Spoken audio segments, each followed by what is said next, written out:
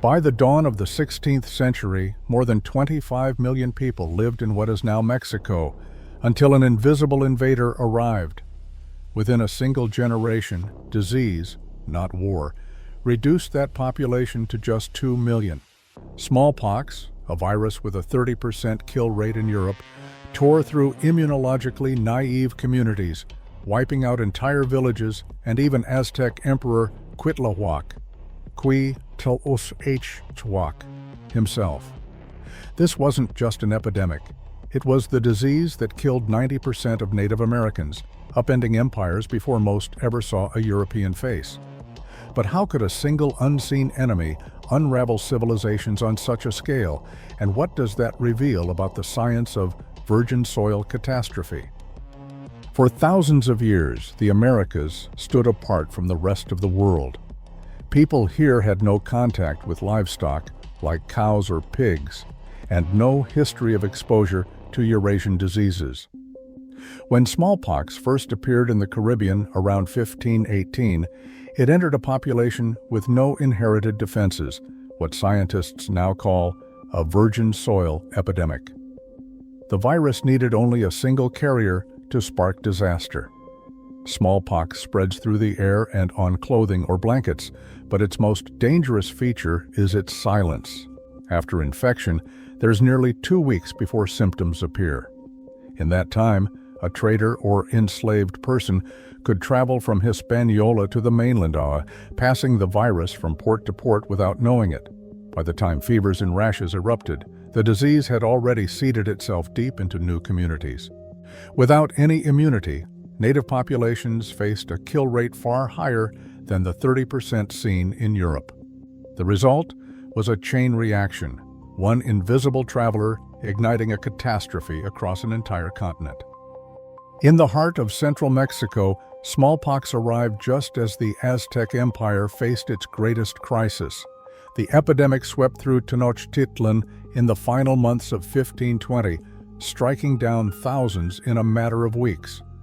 Among the dead was Emperor Quetzalcoatl, who had taken power only months earlier after the Spanish were driven from the city. His death left the empire without steady leadership as the Spanish and their indigenous allies regrouped for a renewed assault. Eyewitness accounts spoke of streets filled with bodies, homes sealed with the dead inside, and a stench so thick it hung over the city. The disease did not stop with the ruling class. Warriors, priests, farmers, and children fell alike. With so many sick or dying, fields went untended. Fresh water ran short, and famine spread alongside the infection. The city's defenses crumbled as messengers and commanders vanished. By the time the Spanish returned in 1521, the once mighty capital was battered, starving, and leaderless. Over the next 80 years, repeated outbreaks and cascading social collapse would drive Mexico's population from roughly 25 million to just 2 million. What began as a single outbreak in one city became the template for a disaster that would repeat across the continent. Between 1616 and 1619, an epidemic swept along the New England coast, striking the Wampanoag and neighboring tribes with terrifying speed. Entire villages emptied out in a matter of months. Some communities lost as much as 90% of their people. So many died that survivors abandoned homes and fields. European traders and fishermen moving from port to port likely carried the disease by ship. Symptoms included fever, jaundice, and nosebleeds, but the exact cause remains debated. When the Pilgrims landed at Patuxet in 1620, they found cleared land and silent settlements, the aftermath of a disaster that had already transformed the region. In the summer of 1837, the steamboat St. Peter's carried smallpox upriver from St. Louis, stopping at Mandan villages along the Missouri. Blankets used by an infected passenger spread the virus before anyone realized the danger. Within weeks, the Mandan began to die in staggering numbers. Out of an estimated 15,000 people, fewer than 500 survived. Entire families vanished, leaving homes and fields empty. Chief Four Bears, once a powerful leader, watched his people fall and spoke of his heartbreak, calling himself no longer a man as he saw his tribe disappear. The silence that followed was nearly complete. On the forced march known as the Trail of Tears, more than 4,000 Cherokee died from disease and exposure. Government policies uprooted entire nations, crowding people into camps where measles, dysentery, and whooping cough spread unchecked. In 1763, British officers at Fort Pitt discussed handing out smallpox-infected blankets to native leaders, a plan recorded in letters by Lord Geoffrey Amherst. These acts, whether deliberate or through neglect, deepened a legacy of loss. Even today, Native Americans face higher risks during outbreaks.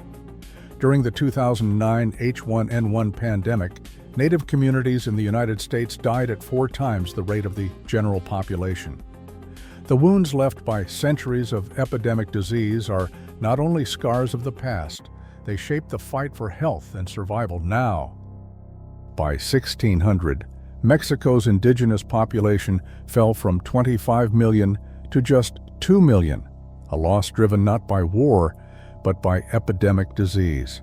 Primary sources, such as Spanish chronicles from 1520, confirm how smallpox devastated entire societies, killing leaders like Cuitlahuac, Cuitlah, and leaving cities abandoned. Across the continent, waves of smallpox, measles, and influenza caused up to 90% mortality in some native communities. While historians agree that disease was the main cause of this collapse, gaps remain. The exact origins of some outbreaks and the full toll in remote regions are still debated. Yet the consequences are clear. Epidemics shattered cultures, enabled colonization, and left lasting scars. Today, Indigenous peoples continue to face disproportionate risks during pandemics, as seen in the 2009 H1N1 and COVID-19 outbreaks. The evidence is undeniable. The arrival of Old World diseases reshaped the Americas more profoundly than any battle, and its legacy endures.